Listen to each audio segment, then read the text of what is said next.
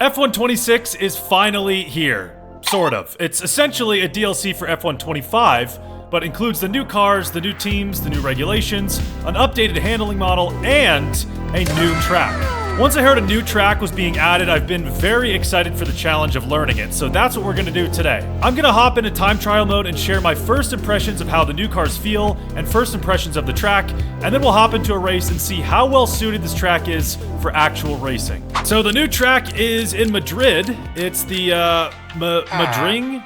Madring? I don't know. We'll take the Cadillac out for a spin. Oh boy, here we go. So we're at the start line right now, and I should preface this by saying I haven't watched any of the footage they put out before the update released. So I am going into this completely blind. I have literally no idea what's in store. It's been so long since I've learned a track that's completely new, so I'm watching the minimap to see what's up ahead. We got something very interesting back there, kind of like the Singapore Sling. This is cool too. A lot of... Ooh, okay, that is a right, not a left. Oh, no way, dude. Okay, we got big banked turns. There's a lot of elevation stuff on this track. I mean, obviously this is a slow lap just to kind of get my bearings, but I feel like the... Okay. Yeah, a little lost right now. Oh! Okay, I could have sworn that was a left. I think I need the racing line. There we go. This should help a little bit to get acclimated a bit faster. But so far, I mean, it looks pretty cool. There's a lot of elevation. It's pretty unique. I'm just curious how the racing will be. I don't know how many real spots there are to overtake. Dude, this corner is this is scary. I feel like it's gonna take a long time to really get that one down. It's gonna take a long time to get up to speed in general, especially... Okay. But anyway, yeah, I mean, it's a brand new track. It's gonna take me a couple more laps to kind of get used to it, but there's another factor here, and that's the cars. They didn't completely overhaul the physics, but, you know, there are differences to reflect the new regulations, so that's something I've been trying to feel out, but I'm not getting anything, too... Okay. I'm not getting anything too, specific at the moment. I will say I'm not a big fan of the way braking feels right now. It feels like the rears are kind of locking. I don't know, the braking, it feels a little dull. There is the problem of, this super clipping. We're gonna lose all of our speed right before we get into the corner. There it goes. So, I mean, it is realistic, but it's a bit of a bummer, you know? I really wonder what the racing is gonna be like, though, in this update, because obviously it's all battery management now. So I wonder, you know, how that's going to translate into the game. Okay, 19 laps done. Definitely feeling like I at least know where I'm going. So I'm going to take some more time and hopefully get a proper one in.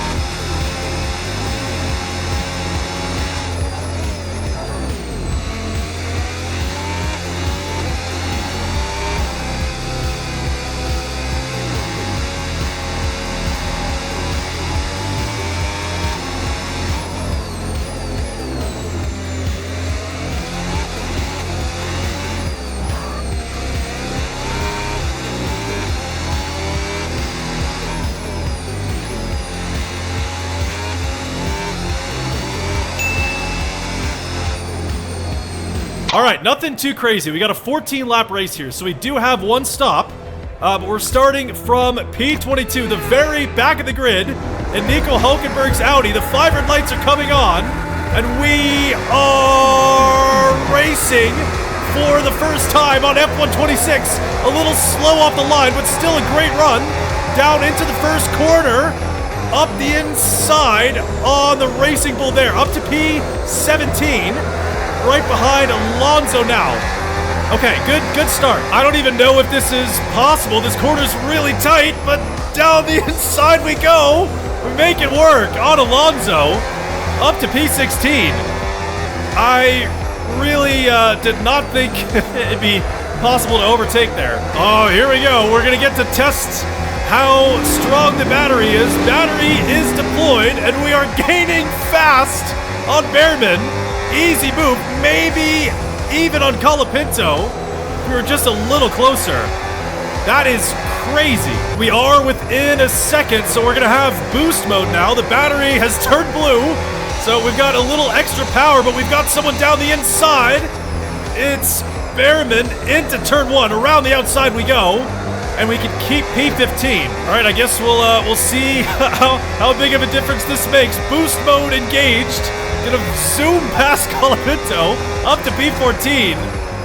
Dude, that is just ridiculous. What have they done to this sport? We're boosting once again. This is gonna be a nice, easy move on Ocon. It looks like he's a bit low on energy, so up the inside we go, and that is a very easy move to grab P13, and we're out of battery. Okay, it definitely goes quicker than you think.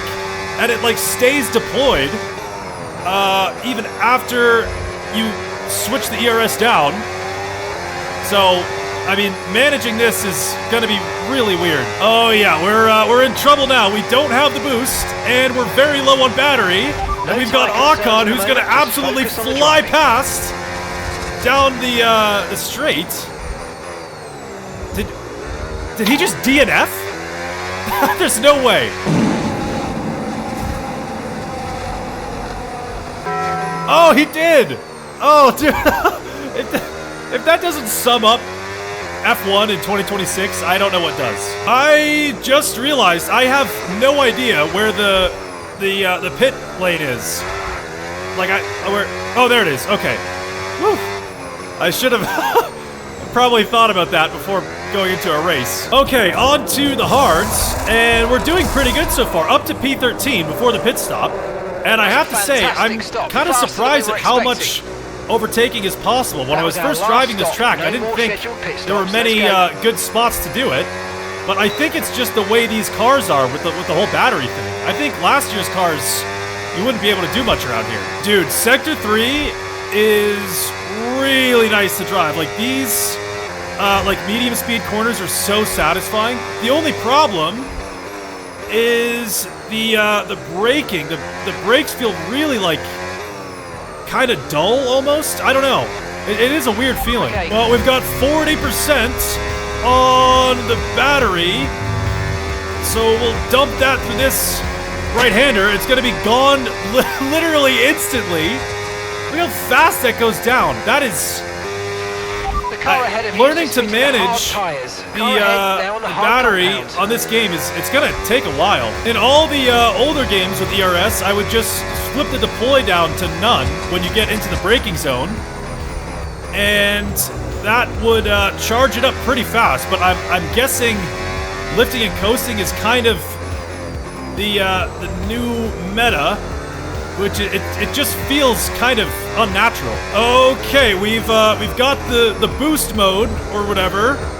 Our ERS is blue, so hopefully gas is low on power. We've got the active arrow as well, and we are just gonna absolutely fly past the Alpine. That is insane, dude. It's like you get like 2 billion extra horsepower. Like, what is that? Well, we've made it up to P11. So only one more place, and then we're up into the points. And even the gaps are kind of weird. Like, it feels really easy to gain a lot of time and lose a lot of time. It's just weird. Yeah, I'm really struggling to charge up the battery. I don't know the best way to do it. These guys are really slow in front. Caught right up to the back of Hajar.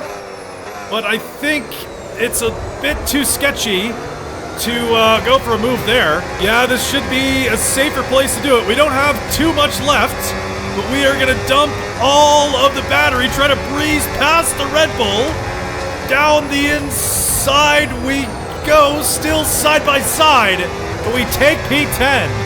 4 laps to go. Albon and Antonelli should be within reach before the race is over, but the only problem is the battery is just so hard to like regenerate, so you really have to use it at the perfect time, and it's hard to know when that is. Okay, on to lap 13, so only 2 laps to go, but we do have the boost on Albon ahead, so we're gonna dump the battery. Again, we've got the arrow, and it should be enough to breeze past the Williams. We're taking the inside for the next corner, up to P9.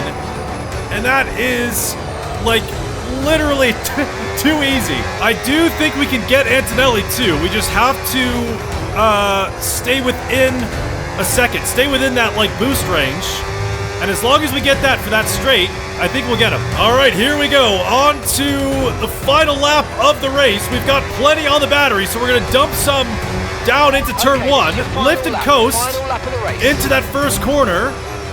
And hopefully that charges it up just enough to make a move on Antonelli, back on the battery, and it doesn't seem like we're making much progress. We do have another chance at the end of that banked right-hander. We've made a lot of moves so far this race. At that spot, we're a bit lower on battery this time, but we're gonna dump it, gaining on the Mercedes, and we're out. We're out of battery. Okay. Well, not much we can do about that. That's really, that's like really annoying. Yeah, he's gonna be just a little too far ahead. That is very, very frustrating. It's like, even if you have stronger pace, you can't really do anything about it. You run out of battery, and that's kind of it. You know, you had your shot. What is that? So, I mean, it's not the game's fault. It's the FIA's fault. But that is definitely pretty annoying. Okay, real quick at the end here. First impressions, starting with the track. It is really fun to drive. It's really unique. There's a lot of elevation changes.